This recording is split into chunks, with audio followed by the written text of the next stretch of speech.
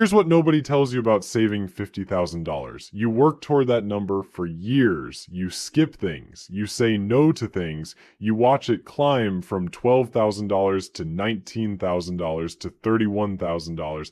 And finally, like it crosses $50,000. And for about 4 seconds, you feel incredible. And then immediately, like clockwork, a cold little voice in the back of your head goes, okay, but now what? So you do what any reasonable person does when they're overwhelmed by a decision that feels too important to get wrong. You do nothing. You close the banking app. You tell yourself you'll figure it out next weekend, and then next weekend becomes next month, and next month becomes next year, and your $50,000 is still sitting in the same account, earning the same 0.01% interest, while inflation quietly, patiently, methodically steals $1,500 from you every single year without making a sound. And today we're going to talk about the exact order of operations that turns $50,000 into the foundation of real, lasting wealth. Because the window between saving this money and doing something intelligent with it is shorter than most people think. I want to introduce you to two people. We'll call them Alex and Jamie. Same age, 30, same school, similar fields, similar salaries. And at the start of 2024, they both crossed the same milestone. $50,000 saved. Alex felt overwhelmed. The market seemed volatile. There were too many options: Roth IRA, index funds, 401k, high yield savings, maybe real estate, and the fear of picking the wrong thing felt worse than picking nothing at all. And so Alex left the $50,000 in a Chase savings account earning 0.01% and decided to think about it more seriously next year. Jamie felt overwhelmed too. But Jamie followed a simple framework and put that $50,000 to work within 3 weeks. We're going to come back to Alex and Jamie throughout this video, because by the end, the gap between what happens to those two people from the exact same starting point is one of the most clarifying things you'll see in personal finance. And chances are, right now, you're closer to Alex than you'd like to admit. There's a concept in behavioral finance called loss aversion, proven by Nobel Prize-winning psychologist Daniel Kahneman. The finding: the pain of losing money is roughly twice as intense as the pleasure of gaining the same amount. When you're sitting on $50,000, losing $10,000 doesn't feel like losing 20% of your saving. It feels like losing 40% of your sense of security. Your brain isn't broken. It's just running ancient software designed to protect you from predators, not optimize a brokerage account. This is exactly why the most dangerous thing you can do with $50,000 is nothing. Because doing nothing doesn't feel like a decision, it feels like caution, but mathematically it's a slow bleed. US inflation has averaged around 3% over the last decade. Your Chase savings account pays 0.01%. That gap is quietly eating your money every year, about $1,500 in purchasing power annually without a single notification on your phone. After 10 years of doing nothing, your account still says $50,000, but it can only buy what $37,000 could buy when you started. You didn't blow the money on anything. You were just cautious, and caution cost you $13,000. That's what's happening to Alex right now. Every single day. And the really insidious part is that Alex feels responsible, even disciplined, for not doing anything reckless. But there's nothing disciplined about letting a bank quietly profit off your hard work while inflation does the rest of the damage. Inaction has a price tag. It's just an invisible one, and invisible price tags are the most expensive kind. So let's build the framework. And before we get into it, this isn't complicated. The financial industry has a vested interest in making you think managing money requires expertise, constant attention, and preferably a paid advisor. It doesn't. The actual playbook for $50,000 is straightforward enough to explain in a YouTube video, which should tell you everything you need to know about how much of the complexity out there is manufactured. The first move is the one everyone knows about and almost nobody does correctly. Emergency fund, 3 to 6 months of living expenses kept somewhere liquid. If your monthly costs are around $3,500, that's $10,500 to $21,000 that needs to be accessible at any moment. For a job loss, a medical bill, a car that decides to become a very expensive lawn ornament. Most people keep this money in a regular savings account at a big bank. And here's where you should get a little annoyed on your own behalf. As of early 2026, the best high-yield savings accounts are paying between 4.0% and 4.21% APY, FDIC insured, just as safe as Chase and openable online in about 10 minutes. On a $15,000 emergency fund, that's $600 a year in completely passive, completely risk-free interest. Your big bank at 0.01% earns you $1.50. $1.50 per year for $15,000. That's not a rounding error. That's a bank charging you for the privilege of holding your money while paying you essentially nothing for it. A Santander survey found that 69% of Americans don't use higher rate accounts, not because they're unavailable, not because they're complicated, just because nobody told them to. Jamie moved the emergency fund to a high-yield savings account on day one. That single decision earned $600 in the first year, while Alex's $15,000 generated enough interest to buy a large coffee. One large coffee for the whole year. And look, a coffee isn't nothing, but it's also not a financial strategy. Move 2 is the only guaranteed double-digit return available to a regular person, and a staggering number of people walk away from it every year. If your employer offers a 401k match and you are not contributing enough to capture the full match, stop reading this and go fix that right now. A 100% employer match on the first 4% of your salary is a 100% instant return before your money has done a single thing. If you earn $75,000, that's $3,000 per year, free, that your employer is legally offering you in exchange for one mildly annoying HR task. A Vanguard study found that some employees walk away from up to $5,000 per year in matching contributions because enrollment felt overwhelming. $5,000 a year left on the table, compounding at 7% for 30 years is over $500,000 gone. Because the paperwork felt like a lot on a Tuesday, capture every dollar of the match, no exceptions, today. Step 3, your debt situation determines your next move. If you're carrying credit card debt at 20%, 22%, 24% APR, and the national average is above 21% right now, paying that off is mathematically a better investment than anything the stock market can offer you. The S&P 500 has returned about 10% annually over the long run. Paying off a 22% credit card is a guaranteed, risk-free 22% return. There is no investment on earth that offers you a guaranteed 22%. Not index funds, not real estate, not whatever someone on TikTok is pitching this week. Kill the high-interest debt first.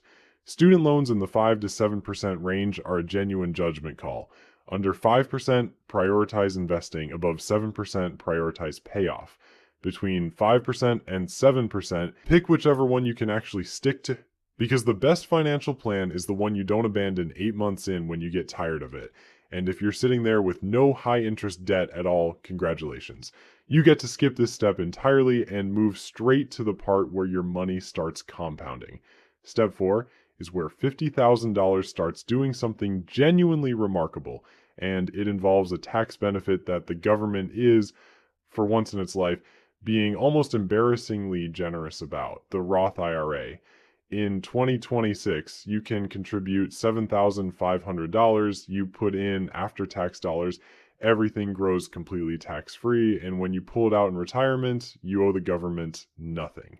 Zero. On potentially hundreds of thousands in gains. The IRS just lets you keep it. Here's why this is so powerful right now specifically. Most people watching this are in the 12% or 22% federal tax bracket. You pay taxes at those rates today. Your money grows for 3 or 4 decades, and you never pay taxes on the growth, ever. Roth is paying a small tax bill today to avoid a much larger one later. It's like locking in a low price before inflation drives it up. And if you're thinking, I'll just do a traditional IRA and deal with the taxes later. Later, if this whole plan works, you'll be in a higher bracket. That's the goal. Paying taxes on growth when you're wealthier than you are today is not the flex most people think it is. And the math, Jamie took $7,500 from that $50,000 and maxed a Roth IRA invested in a simple S&P 500 index fund. At 30 years old, left untouched until 60, at the market's historical average of 10% nominal return, that $7,500 becomes approximately $130,000, tax-free. All of it. Alex's $7,500 is still in a Chase account that's earned $2.25 since we started talking. Step 5. Increase your 401k contributions beyond the match and let the IRS accidentally help you get rich. In 2026, you can contribute up to $24,500 to your 401k. Every dollar comes out pre-tax. If you earn $80,000 and contribute $15,000, you only pay income tax on $65,000 that year. Depending on your state, that saves you $2,000 to $3,500 annually. Money that would have gone to the government going directly into your retirement account instead. The government is subsidizing your wealth building, which feels like something they didn't mean to do, but here we are. Step 6, and this is the one that genuinely surprises people, the health savings account is the most powerful retirement account in the US tax code, and almost nobody is using it correctly. If you're enrolled in a high deductible health plan, an HSA offers a triple tax advantage. Contributions are tax deductible, growth is tax-free, withdrawals for medical expenses are tax-free. In 2026, you can contribute $4,400 as an individual. Here's the move most people don't know. Pay your current medical expenses out of pocket, invest the HSA money in index funds, keep your receipts, and years later, reimburse yourself tax-free from an account that's been compounding for a decade. It functions like a stealth Roth IRA with an extra tax deduction on the front end. Most people use their HSA like a debit card for copays, which is the financial equivalent of using a Ferrari to go to the grocery store. If there's still money left from your $50,000 after all of that, here's what to actually invest it in. And this is where the financial industry really doesn't want you to hear what I'm about to say. Keep it simple. Aggressively, deliberately, boringly simple. The SPIVA scorecard tracks how professional fund managers perform against their benchmark index every year. Over 15 years, more than 90% of actively managed funds underperform the index they're trying to beat. Over 20 years, it's closer to 95%. These are people with Ivy League, MBAs, Bloomberg terminals, teams of analysts, and 95% of them over 20 years lose to a fund that just owns everything and charges you almost nothing to do it. In the entire active management industry is built on the premise that expertise beats simplicity. The data says it doesn't, and the data has been saying this for decades. Warren Buffett bet $1 million on this. A hedge fund manager took the other side, certain that professional money managers would beat a simple S&P 500 index fund over 10 years. Result, the index fund returned 125.8%. The hedge funds averaged 22%. Buffett donated his winnings to charity and has since said he wants 90% of his wife's inheritance in a low-cost S&P 500 index fund. The greatest investor who ever lived pointing at the boring index fund for his own family. That tells you everything. The simplest approach, a 3-fund portfolio. VTI at 0.03% expense ratio, VXUS at 0.07%, BND at 0.03%, at 30 years old, something like 70% US stocks, 20% international, 10% bonds. Or just buy a target date fund and let it rebalance automatically. The expense ratio difference alone, an active fund at 0.60% versus an index fund at 0.03% on $50,000 over 30 years costs you roughly $134,000 in fees, not in returns, in fees, just for the privilege of having a manager who will, statistically speaking, underperform anyway. Here's what I need you to understand before we get to the end of this, because everything we've covered, the HYSA, the Roth IRA, the index funds, none of it matters if you get this part wrong. The biggest threat to your $50,000 is not a market crash. It's not inflation. It's not a bad fund selection. It's you. Dalbar's annual investor behavior report found that in 2024, the S&P 500 returned 25%. The average equity investor returned 16.5%. That 8.5 percentage point gap gone, not because of bad fund choices, but because of emotional decisions. Buying high, selling low, waiting in cash for the right moment while the market quietly recovered without them. JP Morgan calculated that missing just the 10 best trading days over 20 years cuts your portfolio value by more than half. And 7 of those 10 best days historically happen within 2 weeks of the 10 worst days. The people who sell during the panic sell right before the recovery, every single time. They experience all of the fear and none of the reward. Think about what that actually means in human terms. Someone watches the market drop 15% over 3 weeks, convinces themselves this time is different, and sells everything to wait it out, and then watches helplessly as the market recovers 20% over the next 2 months while their money is sitting in a money market account doing nothing. They didn't lose money to the market, they lost money to the mirror. And the brutal irony is they'll do it again next time because the emotions that caused it don't go away just because they've experienced the consequences once. The solution is almost insultingly simple. Automate it. Set up automatic contributions to your 401k, your Roth IRA, your brokerage account. Pick a simple allocation, then stop looking at it. Morningstar found that investors in target date funds, the most boring hands-off option available, left only 0.4 percentage points per year on the table through bad timing versus 1.2 points for investors in more complex funds. The more decisions you give yourself the opportunity to make, the worse your returns get. Automation doesn't just save you time, it saves you from yourself. Let's go back to Alex and Jamie. It's now 5 years later, 2029. Alex's $50,000 is worth $52,500 nominally. The HYSA earned a little eventually, but in real purchasing power, it's closer to $45,000 after inflation. Alex is still waiting for the market to settle down. The market has not settled down. The market never settles down. That's not how markets work. Jamie's picture looks different. The emergency fund has earned over $3,600 in HYSA interest. The Roth IRA contribution has grown to roughly $12,000. The 401k stacked with employer matching and additional contributions sits at over $60,000. The taxable brokerage account has grown to around $25,000.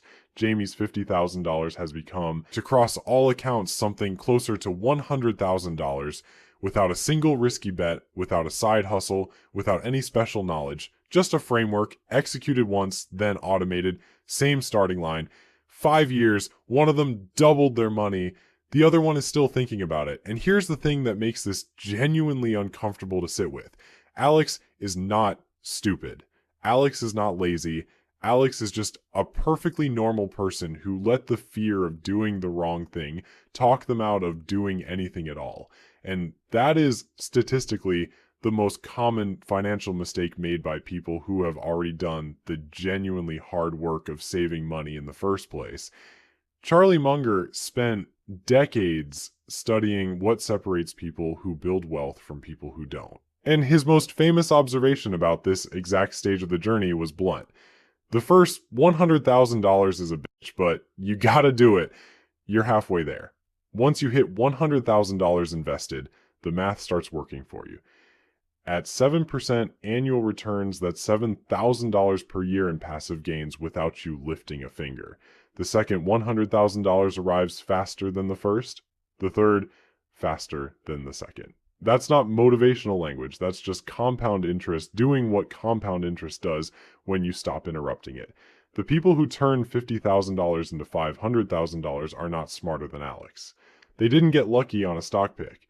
They just made a decision at the exact moment you're at right now, when every instinct said, wait, be careful, not yet. And they acted anyway, systematically, patiently, boringly. The emergency fund, the employer match, the Roth IRA, the 401k, the index funds, automated, left alone. That's the whole playbook. Don't be Alex.